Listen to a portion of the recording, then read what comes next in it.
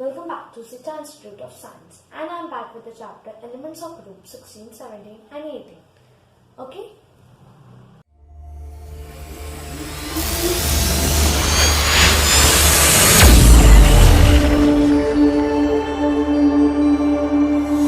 Quick recap कि हमने पिछले lectures में क्या study किया था. So basically in that lecture we have started with the basic concepts and introduction of this chapter. Okay? Then we have studied with group 16 elements in detail. हमने group 16 elements को detail में study करना start किया था, जहाँ पे हमने check किया था which is the head of the family, what are the elements in which orbital of the last electron, how many last electrons enter in which kind of shell, फिर उनका anomalous behavior कैसा है, फिर उनके कुछ isotopes वगैरह check किए थे. ओके बेसिकली हमने कुछ एलोट्रॉप्स चेक किए थे, जहां पे अपने सल्फर के एलोट्रॉप्स के ऊपर ज्यादा फोकस किया था, if you remember. Okay so आज के लेक्चर में हम कुछ रिएक्शंस चेक करेंगे ग्रुप 16 एलिमेंट्स के ही रिलेटेड. ओके अगर वो लेक्चर मिस किया है तो आप लोग अपने channel zeta institute of science से चेक कर सकते हो कि क्या हमने first lecture and second lecture में बेसिकली क्या डिस्कस किया. Now moving forward, we will check with the chemical properties. In that very first, we are going to check with the oxidation state. Okay, so आप लोगों को पता होगा कि group 16 elements, group 18 elements से सिर्फ 2 इलेक्ट्रॉन से पीछे होते हैं. That means इनका जो इलेक्ट्रॉनिक कॉन्फ़िगरेशन है वो कुछ ऐसा होता है, NS2 NP4. ठीक है, ये इनका इलेक्ट्रॉनिक कॉन्फ़िगरेशन होता है. एंड इनके nearest noble gas, that means पूरा कंप्लीट शेल करने के लिए इनको कुछ ऐसा इलेक्ट्रॉनिक कॉन्फ़िगरेशन की जरूरत होता है, राइट. NP6 चाहिए होता. तो बेसिकली ये जो एलिमेंट्स है ग्रुप 16 के, उनके पास सिर्फ 2 इलेक्ट्रॉन्स की कमी होती है. इसकी डेफिशिएंसी होती है, जिसकी वजह से वो अपने नियरेस्ट नोबल गैस का जो ऑक्टेट है वो कंप्लीट नहीं कर पाते. तो बेसिकली इनको अगर अपना नोबल गैस या फिर अपना ऑक्टेट कंप्लीट करना है, that means they have to satisfy this 2 electrons. हर एक एलिमेंट को 2 और इलेक्ट्रॉन की जरूरत होती है. ठीक है, फिर ये 2 इलेक्ट्रॉन ये लोग कैसे ले सकते हैं? तो ये 2 इलेक्ट्रॉन या तो ये एलिमेंट्स किसी दूसरे एलिमेंट के साथ शेयर करेंगे. शेयरिंग में कौन सा बॉन्ड फॉर्म करेंगे? कोवैलेंट बॉन्ड, बिकॉज वो सबसे इजी होता है फॉर्मेशन. तो या तो ये लोग शेयर करेंगे या फिर अपने ऊपर एक नेगेटिव चार्ज क्रिएट करेंगे, जिसकी वजह से इनका ये जो डेफिशिएंसी है 2 इलेक्ट्रॉन्स का वो कंप्लीट हो जाए. ठीक है, तो बेसिकली +2 या फिर -2 ऐसे ही इनका इलेक्ट्रॉन. अब अगर ये लोग शेयरिंग कर रहे हैं, तो suppose X is my element of belonging to group 16 itself. ठीक है, इसका एक इलेक्ट्रॉन है. एक Y over here is an element from different group. Okay, ये दूसरे ग्रुप का. इन्हीं दोनों के बीच में या बॉन्ड शेयरिंग हो रही है. ठीक है, या फिर कुछ केसेस में ऐसा होता है कि X-2 चार्ज आ जाता है. ठीक है, ऐसे भी होता है. ठीक है, तो ये दोनों में से कोई एक चीज पॉसिबल होती है. क्यों करते हैं ये दोनों चीज? क्योंकि they have to complete their octet. So to complete their octet and to reduce that deficiency of what? 2 electrons. So that उसको remove करने के लिए what these elements do, they either share a covalent bond with other element and form a compound, or they gain 2 electrons and have a charge -2 as the charge upon them. Okay, तो basically ये हो रहा है scenario oxidation state का. तो because of this phenomena 2 electrons की deficiency की वजह से the oxidation state of group 16 element is -2 और +2 ओनली. ओके, सो लॉजिक समझ में आ रहा है. उनके पास 2 इलेक्ट्रॉन की डेफिशिएंसी थी, इसकी वजह से जो भी कंपाउंड्स होंगे उनका ऑक्सीडेशन स्टेट होगा -2 +2. बिकॉज ये चार्ज क्यों आ रहा है? बिकॉज उनको अपने नियरेस्ट नोबल गैस के साथ की तरह क्या करना है? अपने नियरेस्ट नोबल गैस की तरह अपना ऑक्टेट्स कंप्लीट करना. इस वजह से वो -2 +2 डेफिशिएंसी प्रोड्यूस करें. So oxygen is an highly electronegative element. हम स्टार्ट ऑफ द लेक्चर से डिस्कस कर रहे हैं, जब से हमने ग्रुप 16 स्टार्ट किया है. I am telling you that oxygen is having highest electronegativity. तो इसका कॉमन ऑक्सीडेशन स्टेट होता है -2. लेकिन सिर्फ 2 केसेस में नहीं होता है. In case of OF2 and in peroxides, means OF2 and peroxides में this -2 doesn't work. In this case, oxygen is having +2 as the oxidation state. Either बाकी सारे केसेस में उसका ऑक्सीडेशन स्टेट होता है -2. Okay, so this is the thing which you should remember, that oxidation state -2 +2 का एक logic क्या है, क्योंकि इनका इलेक्ट्रॉनिक कॉन्फ़िगरेशन कुछ ऐसा है, नियरेस्ट एट जो भी हीलियम वगैरह गैसेस है या फिर नोबल गैस या फिर ऑक्टेट कंप्लीट करने के लिए कितने इलेक्ट्रॉन्स चाहिए, 2 इलेक्ट्रॉन्स चाहिए. इसकी वजह से क्या हो रहा है, -2 +2 चार्ज आ रहा है. ये लोग या तो कोवैलेंट बॉन्डिंग करते हैं या फिर लोन पेयर कलेक्टिंग करते हैं, मीन्स अपने ऊपर कुछ इलेक्ट्रॉन्स ले लेते हैं, कहीं से इलेक्ट्रॉन गैदर कर लेते हैं. ओके, तो 2 रेयर केसेस होते हैं जहां पे ये ऑक्सीडेशन स्टेट चेंज होता है. ये हो गया ऑक्सीजन की बात. अगर बाकी एलिमेंट्स की बात की जाए तो हमने जब एनोमलस बिहेवियर स्टडी किया था तो हमने चेक किया था कि they are having +2 +4 +6 as an oxidation number. तो for rest elements it is +2 +4 and +6. ठीक है, ये चीजें एक्चुअली हमने लास्ट लेक्चर में जब हम anomalous behaviour of oxygen check कर रहे थे तब हमने स्टडी की थी. तो just I am brushing you with it, nothing else. Okay, so oxidation state is nothing different topic. It is just a short recap or brushing amount of anomalous behavior of oxygen. वहां पे जैसे हमने study किया था कि oxygen का ऐसे ऐसे कंपाउंड्स है, ऐसे यहाँ पे भी केस है. कोई डिफरेंस नहीं है, खाली इतना डिफरेंस है कि यहाँ पे हमें एक्चुअल रीजन मालूम पड़ रहा है कि why this is happening. So अगर आप ऑक्सीडेशन स्टेट रीड कर रहे हो, that means you are preparing yourself for the first anomalous behavior of oxygen. If you are preparing for anomalous behavior, then you are simultaneously आपका oxidation state अपने आप learn हो जाएगा.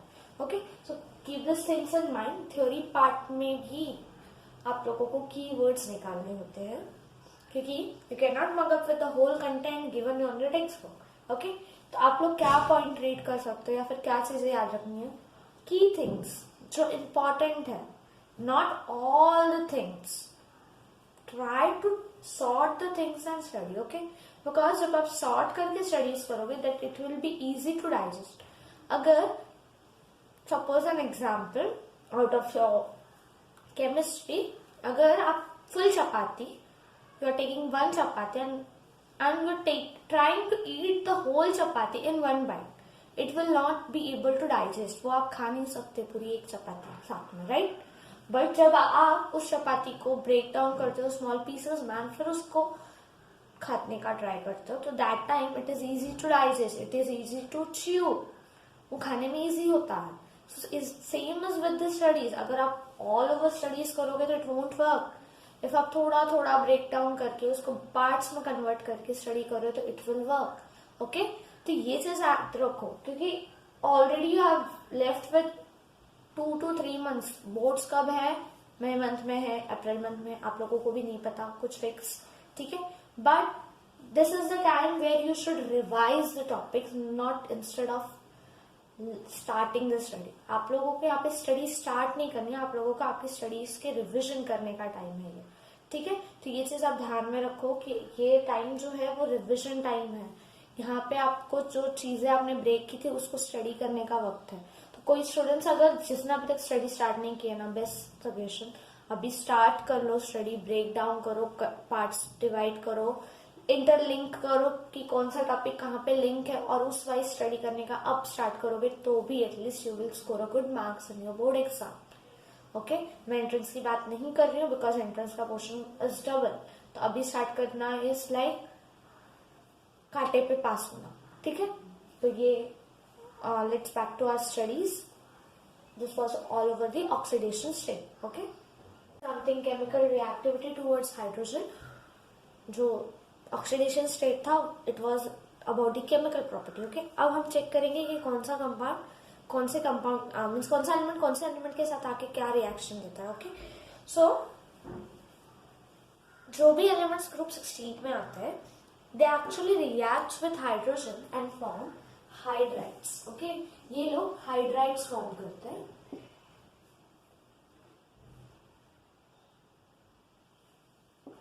किसके साथ? मीन्स ऑक्सीजन के साथ हाइड्रोजन आया तो हाइड्राइड फॉर्म हो गया. फिर दूसरे मेटल से आया तो वैसे. सो यहाँ पे मैं H2E लिख रही हूँ. Where this E, my E is for oxygen, sulfur, selenium, beryllium and polonium. This E belongs to the elements of group 16. So जो भी overall group elements है group 16 के, that I am denoting with the letter E. Okay. So basically क्या होता है, आप लोगों को बेस्ट हाइड्राइड पता है, डे टू डे लाइफ में बहुत यूज होता है. You can not survive without it. The best example of hydride belonging to group 16 is H2O. That is water which you consume daily. ठीक है, so don't be shocked.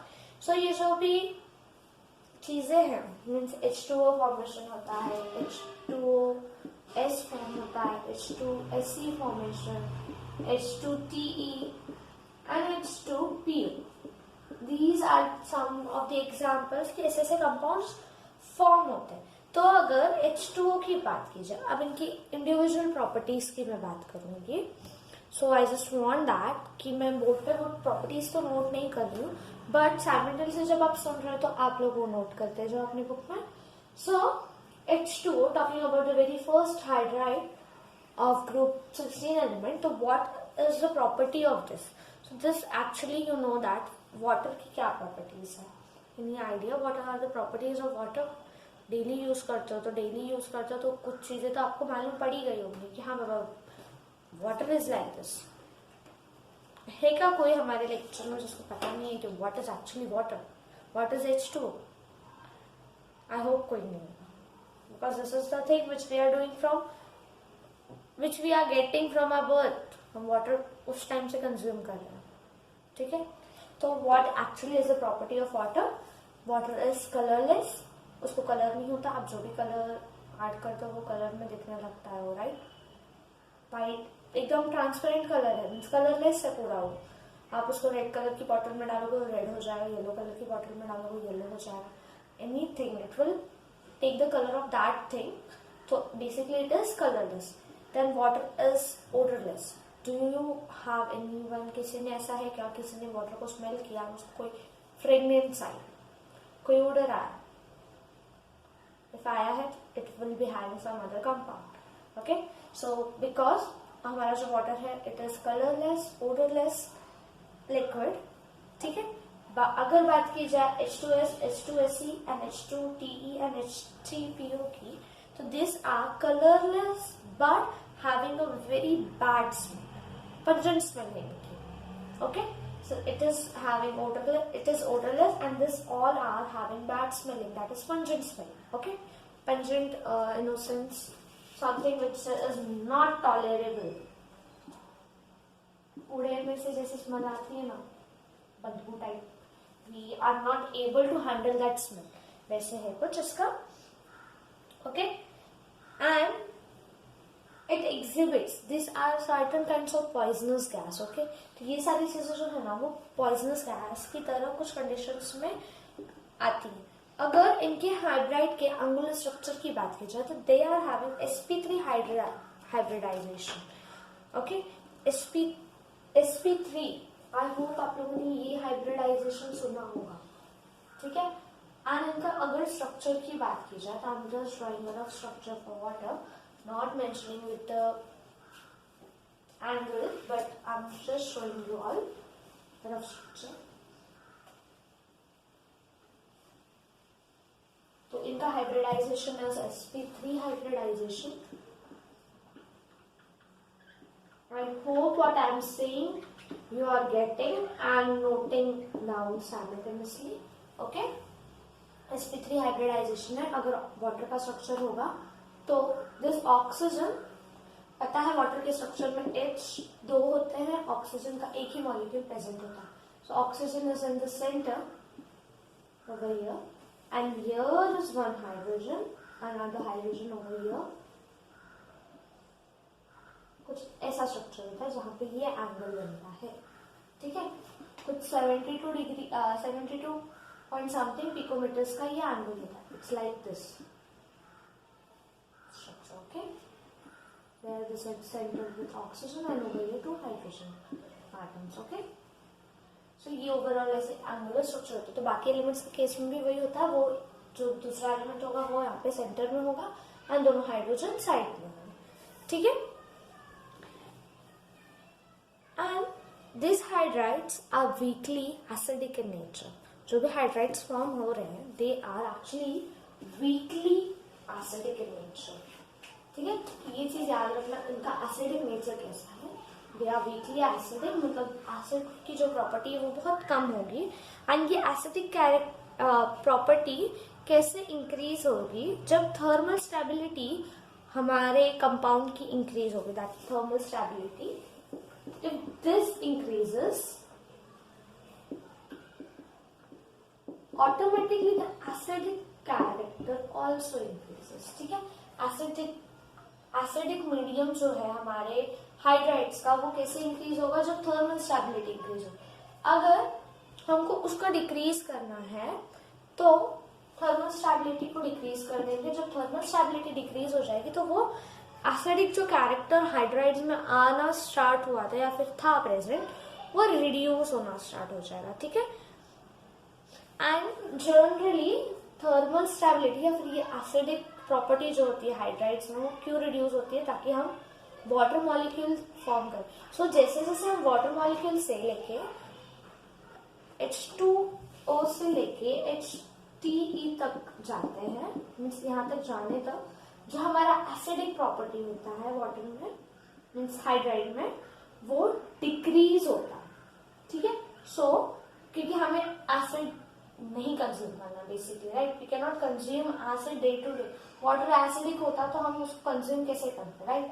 So acidic जो property है या फिर thermal stability जो है वो decrease होती जाती है. कहाँ से, वाटर पे थोड़ी रहेगी, लेकिन जब पेरिलियम तक पहुंचती है वो पेरिलियम के साथ जो हाइड्रेट फॉर्मेशन वहां तक जब तक वो पहुंचेगी तब तक एसिडिक कैरेक्टर जो है वाटर के अंदर वो पूरी तरह से रिमूव हो जाएगा. And this is because of the bond dissociation enthalpy.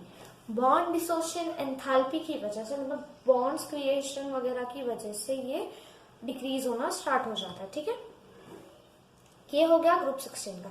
Students मैं ब्रेक करके ही सिखा रही हूँ ऑलरेडी आप लोगों को. मैं सिर्फ पहले ग्रुप 16 फिर ग्रुप 17 एंड फिर ग्रुप 18 के बारे में जाऊंगी.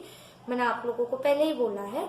तो मैं सिर्फ ग्रुप 16 के लिए एलिमेंट्स के लिए क्या इंपॉर्टेंट है, ग्रुप 17 के लिए क्या इंपॉर्टेंट है वैसे स्टडी करवाऊंगी. फिर एक लेक्चर में हम ना ओवरऑल कन्वर्सेशन कर लेंगे कि 16 के कंपैरिजन 17 एंड 18 कैसे है. इस कंपैरेटिव स्टडी एक लास्ट लेक्चर में हम स्टडी करेंगे. ठीक है, तो अभी अगर आप लोगों को कुछ डाउट्स आ रहे हैं ना, just students note down it. Okay, आप नोट कर लो एंड उसके बाद जब हम ओवरऑल स्टडी करेंगे कंपैरिजन स्टडी, तब हम उसको स्टडी करेंगे. ठीक है, is it clear with you all? Activities. So very first reactivity we are going to check is towards oxygen O2 के साथ हमारे एलिमेंट्स की क्या रिएक्टिविटी होती है, मीन्स ग्रुप 16 की क्या रिएक्टिविटी. ओके, सो ये जो भी ग्रुप 16 के एलिमेंट्स अगर ऑक्सीजन के साथ कंबाइन हो रहे हैं that means they are forming oxides. Okay, so over here my E is for which elements? Sulfur, Fe, T and P. क्यों यहाँ पे ऑक्सीजन नहीं, बिकॉज हम ऑक्सीजन के साथ ही रिएक्शन कर रहे हैं, इस वजह से यहाँ पे ऑक्सीजन नहीं. ओके, ठीक है. तो जो एलिमेंट्स हैं हमारे पास ग्रुप 16 के वो ये है, राइट. एंड वो क्या फॉर्म करेंगे, ऑक्साइड्स फॉर्म करेंगे. तो बेसिकली ये लोग EO2 या फिर EO3 करके ही कंपाउंड्स फॉर्म करेंगे. Okay, EO2 means any of one of this element and 2 oxygen molecules present. अगर EO3 में बोला तो एक ये एलिमेंट और 3 ऑक्सीजन के elements. Okay, that is something. So two types of oxides we get, EO2 type and EO3. So we will first check with what are the EO type oxides. Okay, so ozone and sulfur dioxide, that is SO2 and O3, right? Over here we can add oxygen. So इस वाले case में O3, one is ozone and one is SO2, that is sulfur dioxide, are gases. ये दोनों gases होते हैं, mean सारे के साथ ये इवेंचुअली ऑक्साइड्स फॉर्म होता है, तो ये दोनों क्या है, gases होते हैं. You know that ozone is a gas, तो यहाँ पे ये भी मेंशन कर लो, SO2 is also a gas. अगर बात की जाए SETE and PO की, ठीक है, तो what are this? तो ये जो SeO2 है, ये भी एक डाइऑक्साइड है, that is selenium dioxide which is in solid state. Okay, basically इसका जो स्टेट ऑफ मैटर है इट इज सॉलिड. ठीक है, अब TE एंड O2 की बात की जाए तो बेसिकली हम TE एंड पोलोनियम के साथ ऑक्साइड्स नहीं फॉर्म करते. पोलोनियम के साथ ऑक्साइड क्यों नहीं फॉर्म करते, that I will let you know. That जो पोलोनियम्स होते हैं, मैंने आप लोगों को बताया था कि they are highly electronegative, radio active element है. तो रेडियो एक्टिव एलिमेंट में हम ऑक्सीजन नहीं ऐड करते हैं. ठीक है, क्यों नहीं करते, because this radio active elements oxygen के साथ कंबाइन हुआ, तो that means they are coming into the atmosphere which we are surviving, right. अगर पोलोनियम के साथ ऑक्सीजन आ गया, that means which oxygen which we are inhaling, अगर वो पोलोनियम के साथ जाके रिएक्शन कर, इट विल बी हार्मफुल. वो एक पॉइजनस गैस क्रिएट कर देगा which will be very harmful for our body. We can not survive. ठीक है, इसकी वजह से हम पोलोनियम एंड टेरिलियम को ऑक्साइड्स वगैरह जो होते हैं वो रिएक्शंस नहीं होते हैं टेरिलियम एंड पोलोनियम के साथ. ठीक है, अब O3 एंड S2 गैसेस है, मैंने बताया आप लोगों को, and SeO2 is in solid state, and this all the three are acidic in nature and react with water to form acids. तो ये acidic in nature है, ये water के साथ react करता है, that means H2O के साथ react करता है acid formation के लिए. ठीक है, ये acid formation के लिए, जैसे SO2 को हम हाइड्रोजन के साथ ऐड करेंगे, तो what we get is H2SO3. Do you know this compound? This compound is nothing but sulfurous acid, which sometimes you used for the chemical reactions. SeO2 plus H2O, which compound it gives? Do you have any idea? It gives H2 SeO3, which is it? Selenious acid. Spelling of selenious, SeLenious, selenious acid, sulfurous acid. These acids, sulfurous acid you basically use in your chemistry practicals. आप जो chemistry में practicals कर रहे होते हैं तो sulfurous acid या फिर H2SO4, sulfuric acid, that time you use these products, right? And the selenious acid in higher studies when you are doing after 12th standard, कुछ अगर chemistry field में proper जा रहे हो, कुछ साइंटिस्ट वगैरह के फील्ड में जा रहे हो प्रॉपर, वहां पे आपको इसका यूज वगैरह समझ में आएगा. ठीक है, तो ये ऐसे EO2 के साथ के रिएक्शंस हैं. EO2 फॉर्मेशंस में ऑक्साइड्स ऐसे फॉर्म होते हैं, और ऑक्साइड्स जो वाटर के साथ रिएक्ट करते हैं तो क्या फॉर्म करते हैं, एक एसिड फॉर्म करते हैं. ठीक है, ये EO2 टाइप था.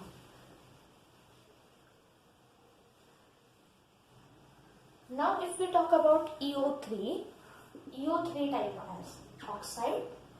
ठीक है, तो EO3 टाइप ऑक्साइड में SO3 one oxide we get.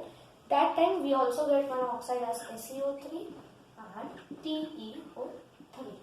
Okay, now this three of them which I have mentioned on the board are EO3 type of oxides. They are also acidic in nature. They dissolve in water to form acids. Means ये भी फिर से dissolve होते हैं कहाँ पे, water में, and हमें क्या देते हैं,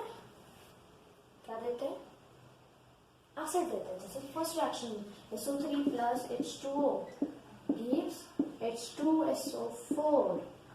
This plus this gives H2SeO4. This plus water gives H2TeO4।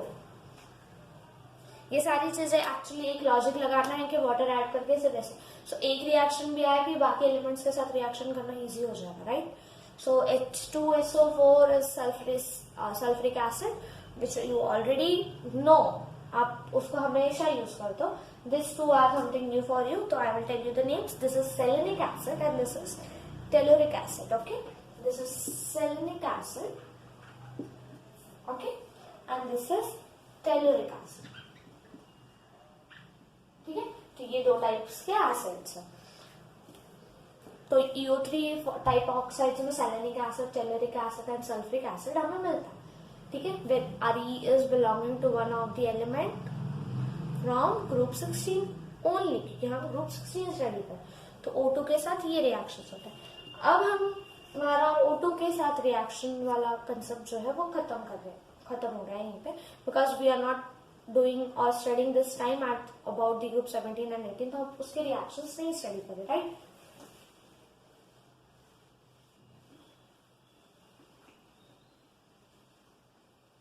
Okay, now the second reactivity we will check is about towards halogen. Second one is about halogen. Do you know what is halogen? Actually, these halogens are belonging to group 17. Okay, halogens are not having, halogen का मैं short review बताती हूँ। NH2 NP5 होता है, ये group 17 से belong करता है, next to group 16 only.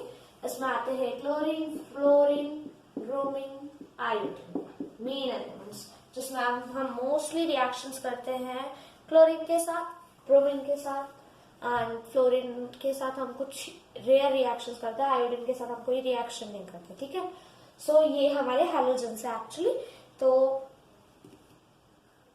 Halogens के साथ जब हमारे ग्रुप 16 के एलिमेंट्स रिएक्ट करते हैं, तो उस time they form a compound called as halides, okay. हमारे 16 ग्रुप ही के अलावा भी जो भी कंपाउंड एलिमेंट्स हैलोजेंस के साथ रिएक्ट करते हैं, may be it is alkane, and alkyne, जो भी हो, जो भी कंपाउंड एलिमेंट हो, वो अगर हैलोजेंस के साथ रिएक्ट कर रहे हैं तो definitely we are getting a compound as halides. हाँ, इसके पहले कुछ और नेम हो सकता है रिस्पेक्टेड टू दैट एलिमेंट, ठीक है। तो यहाँ पे basically we get reaction large number of halides like EX6, okay, then EX4, EX2 also reverse order में जा रहे हैं, 2, 4 एंड 6, ये टाइप के हमें हैलाइड्स मिलते हैं। Basically this ER, S, SC and T, E, okay. So in this case, what are E belongs to? Sulfur, selenium and terbium, okay. Now hexahalides, that means EX6 type की मैं बात कर रही हूँ. This gives us compounds like SX6, SCX6, okay, and TEX6. ये कुछ compounds बनते हैं, ठीक है। अब ये जो कुछ कंपाउंड्स बनते हैं, इसका एग्जैक्ट नेमिंग क्या है, लेबलिंग क्या है, मैं वो आपको बताती हूँ। मतलब एग्जैक्टली कौन सा हेलोजन यहाँ पे रहता है एक्स की जगह, because this x stands for one of the halogen. Basically जब भी हम रिएक्शंस करते हैं तो हमारा हेलोजन हम एक्स से डिनोट करते हैं, एंड ई से हम यहाँ पे क्या डिनोट कर रहे हैं, एलिमेंट्स बिलोंगिंग टू ग्रुप 16, ठीक है। तो मैं यहाँ पे आपको दिखाती हूँ कि एक्चुअली कौन सा एलिमेंट्स है। You can see hexahalides, tetrahalides and dihalides करके मैंने बता दिया है, आप मीन्स लेबलिंग कर दिया। सो बेसिकली हेक्साहलाइड्स एंड टेट्राहलाइड्स जो बनते हैं हमारे ग्रुप 16 एलिमेंट्स के साथ, उस टाइम पे which halogen is coming over here, that halogen is fluorine, okay, and for dihalides that halogen is chlorine, okay. So we will first talk about hexahalides. So these hexahalides are directly or are formed by direct combination. Directly combination हो गया, direct S plus Fe6 is equals to SF6 ऐसे करके combinations directly. So अगर इनके gas के colour की बात की जाए तो these gases are colorless gases. They have hybridization as sp3d2, okay. this type of hybridization is shown by the hexahalides. Okay, and they possess one structure which is called as octahedral structures. I hope you are clear with the structures or not. If not, you can refer our channel. There you will get this, what is this and what is that, all things over there. Okay, octahedral structures होता है, formation कैसा है, direct combination. ठीक है, तो यहीं पे मैंने कीवर्ड्स लिस्ट आउट कर दिए, देख सकते हो आप लोग. एंड SF6 जो है वो एक्सेप्शनल केस होता है, means it is a stable halide. This is an stable halide in this. Okay, it is stable halide, stable one. Okay, and this stable halide is used for sterilic reasons. Okay, कुछ reasons वगैरह के लिए study होता है. sterilic type of reasons जो होता है वहां पे स्टडी होता है. ठीक है, that is not our concept. Our concept is that इनका ऑर्डर क्या होता है. तो अगर आपको स्टेबिलिटी के बारे में पता होगा तो you might know this कि fluorine is the first stable one, then उसके बाद क्लोरीन आता है, फिर ब्रोमीन आता है, और उसके बाद हम आयोडीन की स्टेबिलिटी देखते हैं. ठीक है, ये एक्चुअली एक छोटा सा रिव्यू है कि स्टेबिलिटी क्या होता है. ठीक है, this is something extra for you. Okay, तो अगर हेक्साहालाइड्स की बात की जाए तो they are colourless gases. sp3d2 type of hybridisation is seen. Octahedral structure is there. Okay, now if we talk about tetrahalides, then this tetrahalides have sp3 type of hybridization. Okay, and this have basically trigonal bipyramidal geometry. Trigonal bipyramidal geometry means इनका structure ऐसा होता है. I am again and again telling you, अगर आप लोगों को ये structures नहीं पता है, just refer to our channel. वहां पे आपको केमिस्ट्री में ये सारी चीजें मिल जाएंगी, केमिस्ट्री सेक्शन में, इन सर्टेन लेसन्स. ओके, ठीक है, ये हो गया टेट्राहैलाइड्स की. अब बात की जाए डायहैलाइड्स की, तो dihalides have also sp3 hybridisation. sp3 ही होता है. देन अगर इनके स्ट्रक्चर की बात की जाए तो they have tetrahedral structures. Okay, I'm writing it over here only. Tetrahedral structures. ठीक है, तो ये सारे इसके स्ट्रक्चर्स की बात हो गई. तो it is actually done by the occupation of lone pairs. इसमें लोन पेयर्स दोनों में काम आते हैं. Lone pairs means gain of electron, means having one charge, कुछ चार्ज कैरी करना, plus charge minus charge carry करना, तो लोन पेयर होता है इनके ऊपर. ठीक है, तो ये हेक्साहालाइड्स, टेट्राहालाइड्स एंड डायहालाइड्स के कीवर्ड्स मैंने बोर्ड पे मेंशन किए. इफ यू वांट दैट कि ये सेंटेंस में होते तो ज्यादा अच्छे होते. कीवर्ड्स की जगह, मेन की जगह हमको की नहीं चाहिए, हमें सेंटेंस चाहिए. तो then you can go and open your text book. वहां पे सारी चीजें ना in written format, in long sentences, long paragraphs आपको मिल जाएंगे. Students who are actually studying, I am just telling you all कि keywords के through study करो तो easy होगा. Instead of mugging whole concept, just mug up with the, if आप mug up कर रहे हो तो keywords mug up करो, नहीं तो keywords को समझ के लो. It will be helpful for you after 12th as well. Keywords को समझ के लेना and mug up करने में difference है. So while studying, just make sure what you are doing. Difference क्या है दोनों चीजों में? Studying for yourself and your betterment is something different, and studying और mugging for the sake of your parents happiness. घर वालों ने बोला है लेक्चर अटेंड करना है मतलब करना है, that concept is totally different. ठीक है, तो दोनों केसेस में आप चेक करो कि आपके लिए क्या राइट है, which one is good for you. Do that things, not the things which are bad for you. Study करके आपको बेनिफिट है, आपके पेरेंट्स को है क्या? जस्ट ये चीजें माइंड में क्लियर करो एंड फिर स्टडी करो.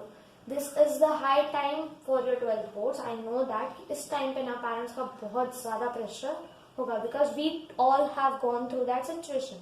This is the time where your parents would have been scolding and just giving you a lot of pressure that कि भाई तू पढ़ाई कर, कुछ भी करने जाओ, पढ़ाई.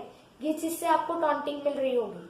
स्टूडेंट्स जस्ट वो टॉन्टिंग को गुड वे में लो, because the study for 2-3 months more will help you in your future to secure a good college, to secure good marks. That time जब good marks होंगे तब आपको प्राउड फील होगा खुद पे. And if you are having less marks, then you will be regretting कि काश थोड़ी पढ़ाई कर ली होती. This kash word, instead of using later on, just use it now and start studying. Students who have not yet started study for board exams, please study. Different reactivity that is towards metal. That study karo was something different concept. Okay, that is on you. What you have to do. Okay, because I just can say you, I cannot force you now. क्योंकि जितना फोर्समेंट वगैरह देंगे हम उतना आप लोग study नहीं कर पाए. Okay, so we will check directly reactions. Coming back to our studies. So, elements of group 16 react with metals to form some of the corresponding compounds. Keep this in mind. Any compound or any element reacting with one of the other element, just they are reacting to form one of the compound. कुछ compound बनाने के लिए ही वो दो element react हो रहे हैं. कुछ यूजफुल चीजें, कुछ पॉइजनस चीजें, कुछ रेडियो एक्टिव मटेरियल्स वगैरह जो भी होता है उसके ही प्रिपेरेशन या फिर उसको फॉर्म करने के लिए ही वो रिएक्शंस करते हैं. ओके, या फिर हम उनके साथ रिएक्शन करते हैं. Okay, so very first reaction of group 16 metal, that is 4 aluminum, that means aluminum metal in with 4 molecules reacting with 3O2 gives what? This what is your question. My answer is Al2O3 with 2 molecules. Okay, copper when reacts with sulfur it gives CuS. This I guess you know. Magnesium plus selenium gives MgSc, that is magnesium selenium. Magnesium selenide. Okay, तो ये actually basic reaction है. ये add करो direct reaction है. कुछ markup करने जैसा नहीं है. खाली याद रखना है कौन से मेटल के साथ रिएक्ट है. बस this reactions are totally easy.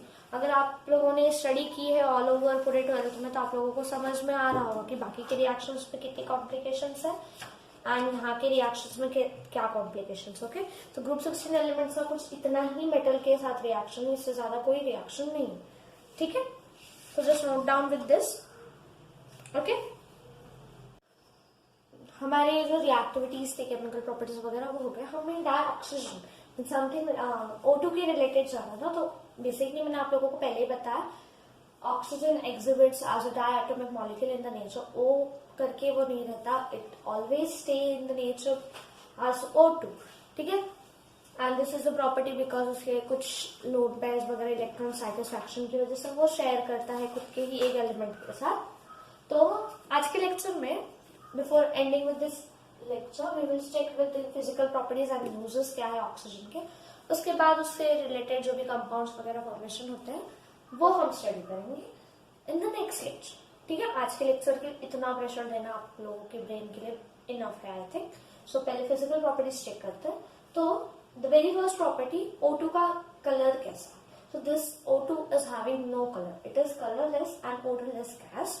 The very first point. Then this dioxygen is sparingly soluble in water, that is H2. Sparingly means partially, कुछ percentage, 100 में से कुछ percentage gets dissolved.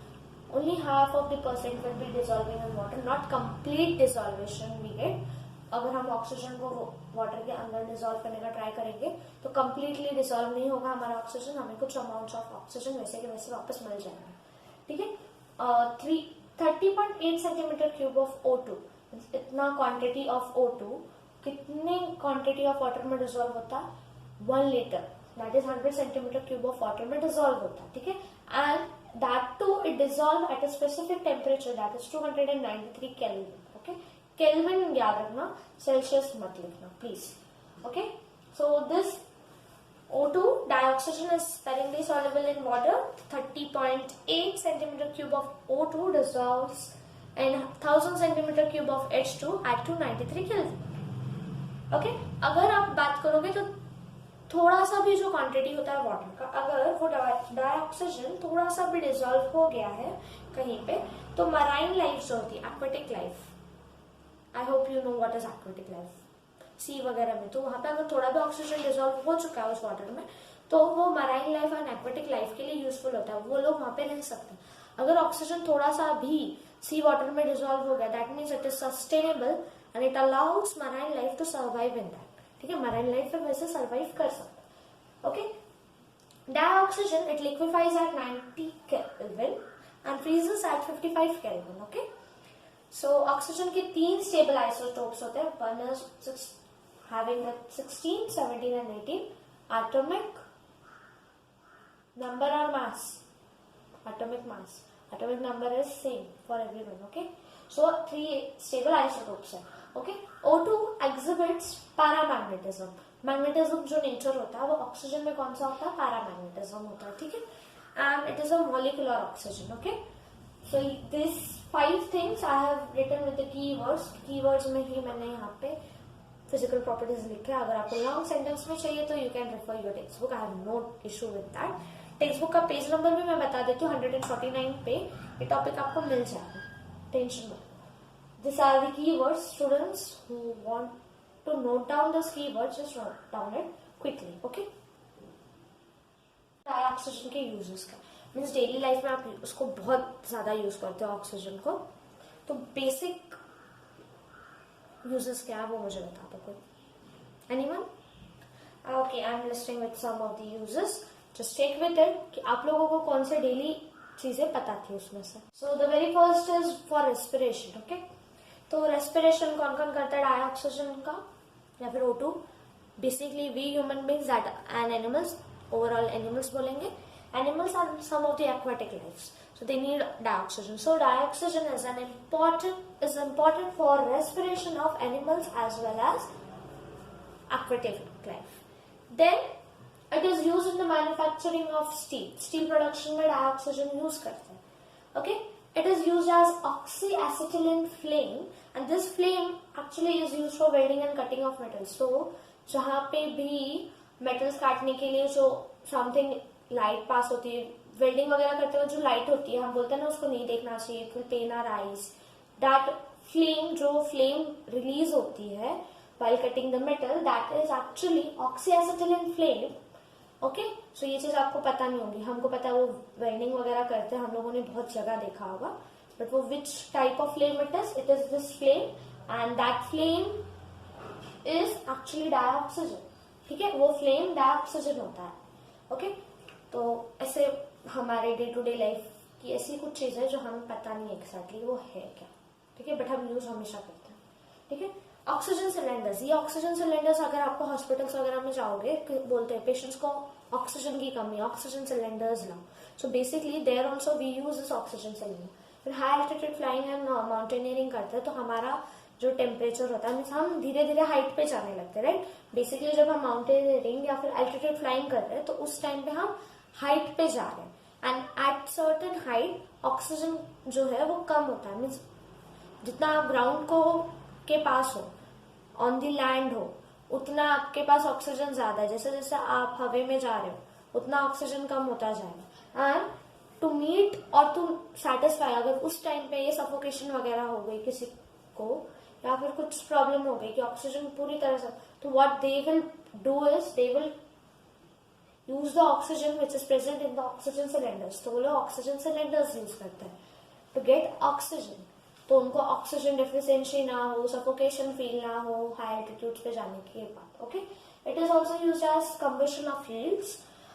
Best example hydrogen एक fluid होता है oxygen का, जहाँ पे बहुत ज्यादा एनर्जी प्रोड्यूस करता है वो रॉकेट्स में। So this combustion of fuel, this is actually a term use for rockets. Rockets में जो फ्यूल यूज होता है, that fuel is actually having oxygen in it. Okay, so this was all over the dioxygen uses, preparation and कुछ chemical properties आज के lecture में हमने check की। I want you all, जो भी आज सीखा है आपके नोटबुक में हो, this thing should also be noted in your notebook। चाहिए तो ऐसे लिखो, चाहिए तो टेक्स्ट बुक लैंग्वेज लिखो, I have no issue, target language जो लिखना है लिखो, but I want the notes, okay. So वैसे आपको स्टडी करना है पूरा, and in the next lecture we will continue with the some of the preparations and some different topics, okay. Just go through it, कोई doubt है तो note down करो या फिर इन्फॉर्म करो, okay. Thank you. And any new watcher अगर है तो please subscribe the channel, okay.